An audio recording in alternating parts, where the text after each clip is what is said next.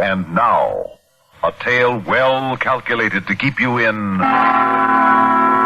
suspense. In a moment, Act One of Run Faster, written especially for Suspense by Lois Landauer.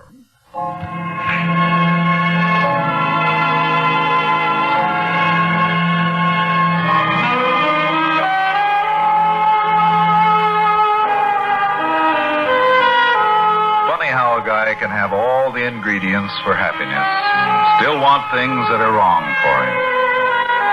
The whole time I was in the hospital after flying in Korea, I kept telling myself how wonderful it'd be when Chris and I got married. A little white house, simple, happy life. I got my discharge and we had the house and the simple life. Too simple. The range station where I got a job was on a small emergency landing field. So I was supposed to double on tower work for emergency landings. Only there weren't any. Bill, my relief man, and my brother Dink lived with us. Dink didn't know beans about flying, but he got the same charge I did just being around it. He was over at the field the night the big fog moved in. Chris was fixing the supper I took on the midnight shift. You think 2 sandwiches will be enough? Sure. I'd better put in a piece of cake. You didn't eat much dinner. No, sandwiches will be enough. Well, I'll just put it in. You can't tell. You might get hungry. The sandwiches are enough. What's the matter, darling? Nothing's the matter. Is it the fog? What's the fog got to do with me? I don't know. You just act so funny every time the weather's like this. Wait a minute. What's the matter? Hold it. Just a plane, dear. I thought he was in trouble for a minute. Oh, Bill's on duty. He'd take care. Yeah, Bill always gets him. But do I? I sit in that shack night after night, and what happens? Nothing. Is that so important? Important? You think I'm made of sawdust? Married life getting you down, Dave? Oh, for crying out. I guess it must be pretty dull after Korea. I didn't say that. You're thinking it. All right, so I like a little excitement once in a while. Is that so terrible? No. I guess we're just different, that's all. Well, it's not that. What then? You wouldn't understand. You weren't there. Darling. Well? Maybe if you got away from planes. Chris, I don't want to get away from planes. That job is still open in Clinton. No. We could afford to build our own house in town if you took it. What's wrong with this house? Nothing, but we're so far away from everything. What do you mean, far? Clinton's only 2 hours away, and there's Bill and Dink. Dink should have young people. You've still got a few years left, Grandma. Anyway, he likes it here. Look at all the time he spends over at the field. Oh, honey, that father of yours would like anything you did. You know that. If you'd get this flying bug out of your system, Dink would probably get over it, too. I don't want to talk about it. But it's true, Dave. Oh, I hate to keep harping on it. Then don't. Are you about finished with those sandwiches? You still have half an hour. Bill overslept this morning. Yeah, but he asked me to relieve him early. He has a big date in Clinton tonight. Oh, Dave, that's not fair. Well, what's the difference? Well, of course it doesn't matter to Bill the hours he keeps. He has no wife waiting around at home. I think he's being very inconsiderate. This is the 3rd time this month. Look, I want to get over to the airport. Do you mind? The thermos is on the sink. You can fill it. I just washed it. Oh, Dave! All right. I broke it. Is that so tragic? Oh, here it is. Yeah, I know. If we lived in town, we could get one at the corner drugstore. In town? You wouldn't have a job where you take midnight suppers. Well, we're not in town. We're living where planes come in and go out. You understand? And if I have to bust a thermos bottle to get some excitement, I'll bust one every 5 minutes. Now, how do you like that?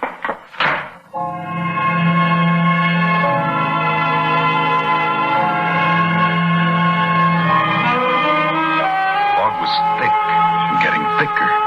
Before I'd gone a dozen yards, our house was a shapeless blur behind me. And then it was gone. I thought of Chris alone back there, cut off from the world. I felt like a grade A heel for acting up like that. Well, Bill cut out as soon as I got to the shack. Dink's wheelchair was close to the radar panel as usual, but there wasn't a blip in sight as usual. Something wrong? No, it's the same old stuff. Chris, huh? Yeah. Well, it's because she's a woman, Dave. I guess so. Well, it's not so hot for her. Bill sure isn't any company for her when he's not on duty. He's either sleeping or out on a date. And with you sleeping days, it really isn't much of a deal for her out there. Especially with a cripple like me around to slow things up. I'm nuts. I think I'll check Mercury. Midland Radio calling L.A. Mercury Airlines. This is Midland Radio. You there, Hank? This is Mercury Airlines. You're on early, aren't you, Dave? Yeah, Bill's giving the Clinton girls a break. Hey, what's with this thick stuff? It hasn't hit out here yet, but we're expecting it. What's your ceiling? Oh, about 400 feet. It's dropping fast, though. Better watch it. Army fields west of you aren't landing anyone without 00 cards. Yeah? Well, maybe I'll have company. Could be. Hey, Dave, someone's coming. Well, I don't want anybody to have any tough flying, but it'd be good having a plane land here for a change. Dave. Now, hold it a minute, Hank. Kid Brother's trying to say something. Oh, hi there. Can I do something for you, mister? Talk to you later, Hank. Something wrong, Dink? No, I'll call you back. Sort of took me by surprise. I didn't hear your car. Wasn't none. Did you run out of gas? That's right. Well, walking's no fun in that mess. Have a seat.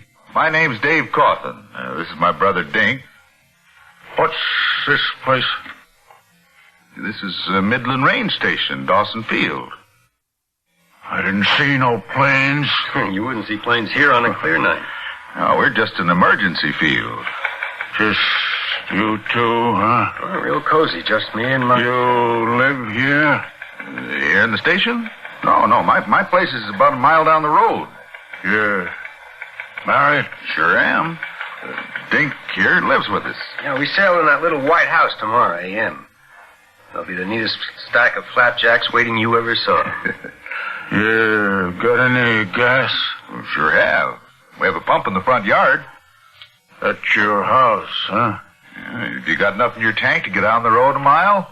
Well, it don't move. Maybe it ain't gas even, but don't move. Uh-huh. Wait a second. Let's see. What are you doing?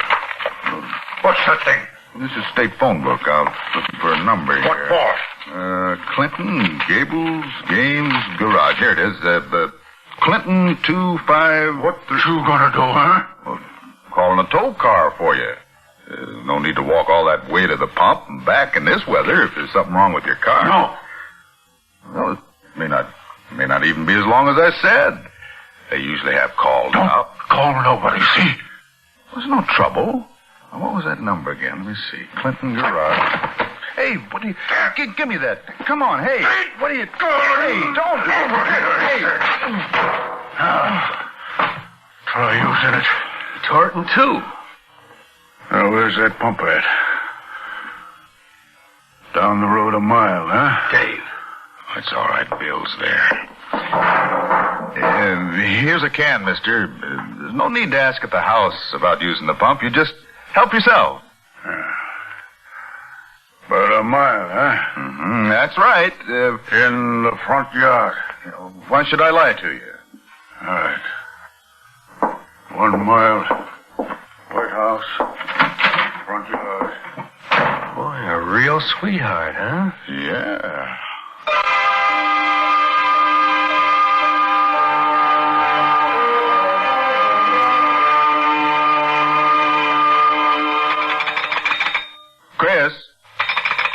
Chris, hello.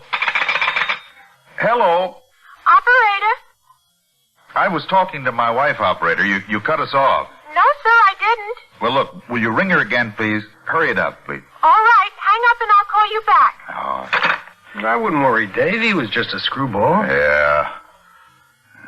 Come on, operator, ring.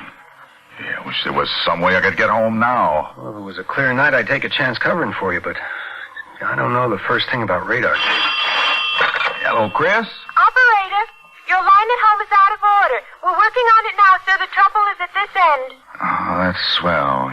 He's at the house with Chris. Well, how long will it take, operator? I do not know. 5 minutes, an hour, maybe. Hard to say. Oh, yeah. Well, will you get me Sheriff Grover? Did something happen? Operator, I'd like to speak to Sheriff Grover. Do you mind? The line is busy, sir. Want me to keep trying? Yes, please. I've got to warn Chris about that character.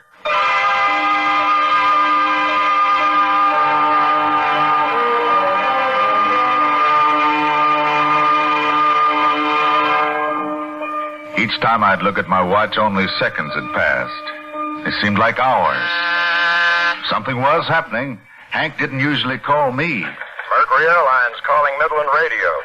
You there, Dave? This is Midland Radio. What's up, Hank? I want to know if you've heard from our flight 535 out of L.A. Negative. Why? Are they in trouble? I don't know. They haven't reported in over an hour. 535's not due over here. Think they're off course. Can't say. They didn't report over Downsville or Little Falls. Well, what's his altitude? That's just it. We're not sure. He was cleared out of here at 8,000.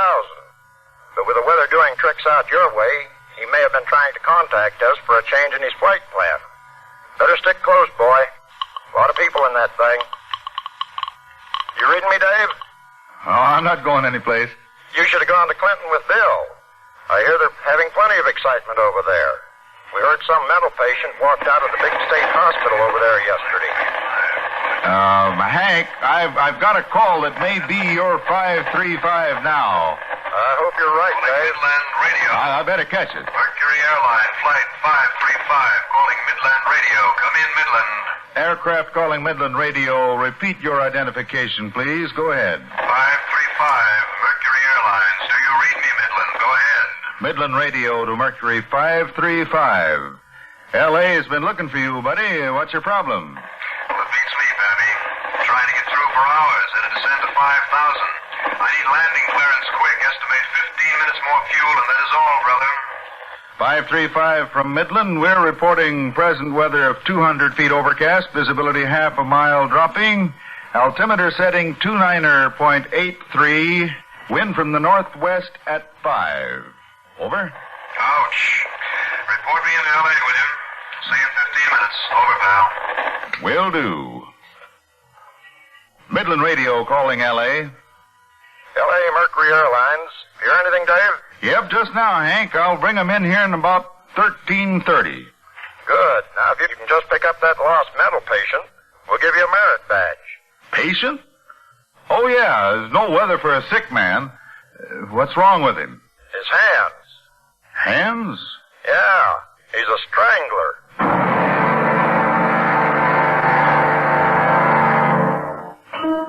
I sat there staring into the thick, muggy night. Chris might be alone with a killer, and I couldn't go to her because of an SOS I'd been waiting for all these months. Chris only a mile away.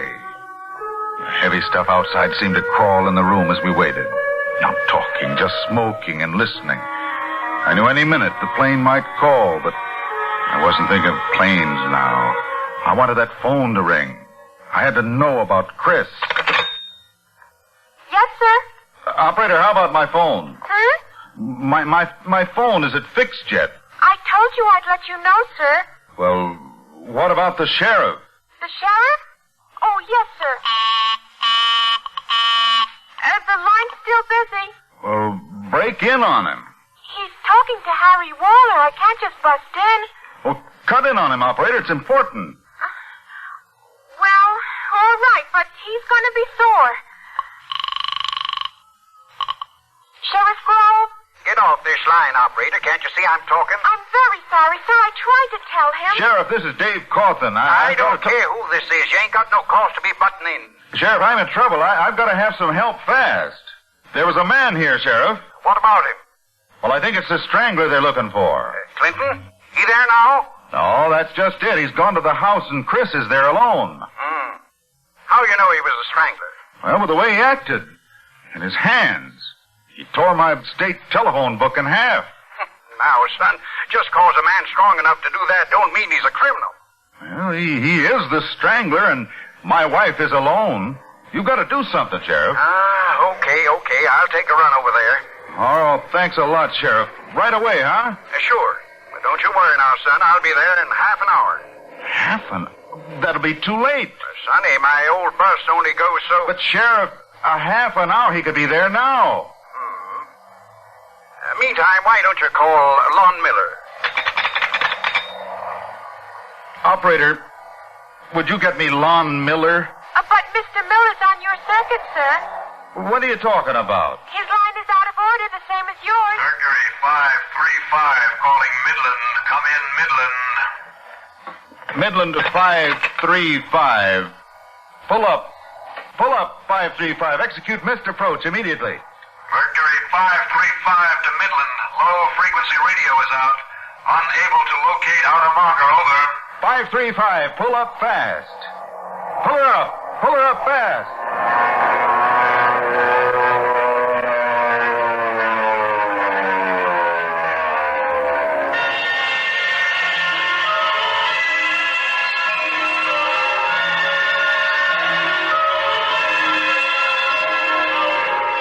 Ship just missed the shack by a few feet. The open windows rattled and papers were wild all over the place. An airliner full of people hovering only a field's length from me, and Chris a mile away. And suddenly, a blip showed up on the radar. He was close. Mercury 535 calling Midland radio. I'm at 1,500 feet, ready for landing instructions. Fuel almost out. Over. Midland to 535. Make a 90-degree turn to your right. Acknowledge. 535 to Midland. 90 degrees to the right. Roger. Over. Midland to 535. We have a target at 5 miles southwest of the field. Take a heading of 040 degrees and remain at 1,500 feet. Over. 535 to Midland. Holding at 1,500 feet. Over. 535 still with you. You'll have to take me by the hand, Daddy. Visibility 0. Over. Roger, 535. You're approaching now at 12. Chris. The guy's waiting, Dave. Into 12. Approaching at... calling Midland. Wait. 535 calling Midland. Plane, for Pete's sake, come on. Hold the line a minute, operator. I think you talk to us. 535 to Midland. Request position. Where are you? Over. Midland to 535. You're at 2 miles. Over. Is she all right? Is Chris all right? Are you sure? Midland, come in. Midland to 535. You're 1 mile from touchdown. Over. Dink, answer me. Is Chris okay? Come on now, operator, huh? 535. Turn to a heading now to the left of 300 degrees.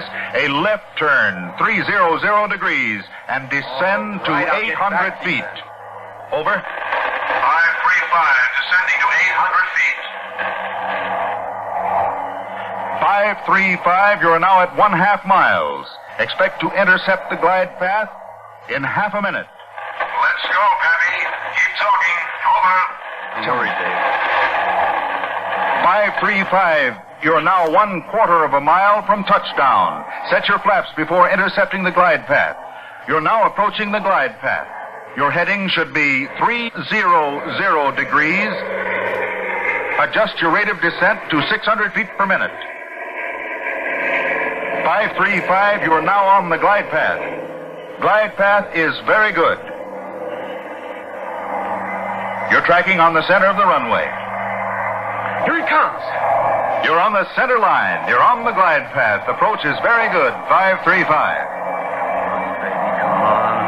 Touchdown in 3 seconds. Center line very good. Glide path very good. Continue approach. Sweetheart, a little more, a little more. You're on the glide path. You're on the glide path. You're on the ground. Take over visually. Over and out. Now give me that phone, Dink. Operator. Yes, sir? Operator, what happened? I told the other gentleman the whole thing, sir. What?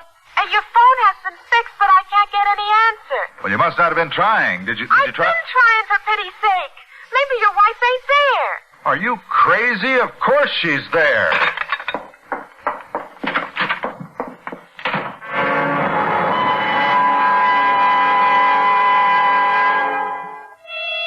couldn't see 5 feet in front of me, but I knew I was going to Chris, and I could have done that blindfolded. The blood was pumping in my head, and pictures straight through the fog curtain. Chris with dark bruises on her throat. Chris with her mouth going slack. Chris. There was a light on. I saw it in the dim outline of the house, and then I was on the porch. Right through the door. She was standing with her back to me by the table and moving slowly around the end of it by the strangler. He had Chris's scarf in his hands, and that's all I saw as I rushed at him. Give me that scarf. Let me go. You're choking me. Look, the scarf. You dropped your scarf. Look, soft. Feel. Soft. Your scarf. It belongs to you. Soft. My scarf. It's silk. It's soft. You okay? Yes. Tell me Yes. if you're a nice lady. It's soft. Dave. Are you all right, baby? Oh, Dave.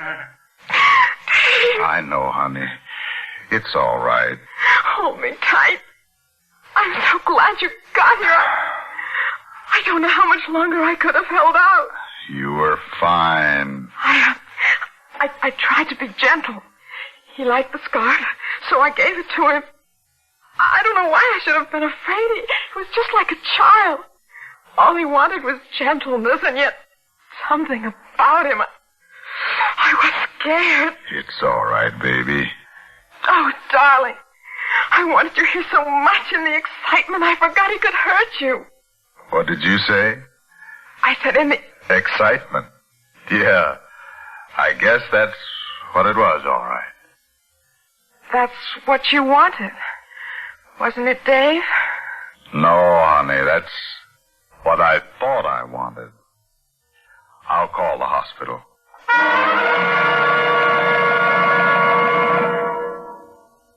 Suspense.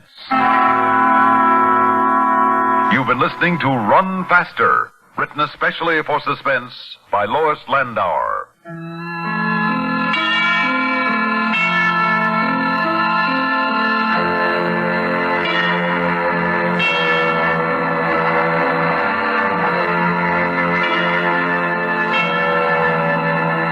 Suspense is produced and directed by Fred Hendrickson. Heard in tonight's story were Jimmy Blaine, Jimsy Summers, Bill Lipton, Roger DeKoven, Bob Reddick, Ted Pavel, and Guy Rep. Music supervision by Ethel Huber. Sound patterns by Walter Otto. Technical direction by Fred Cusick. This is Stuart Metz speaking. Listen again next week when we return with The Silver Shoe, written by Robert Reddick. Another tale well calculated to keep you in suspense.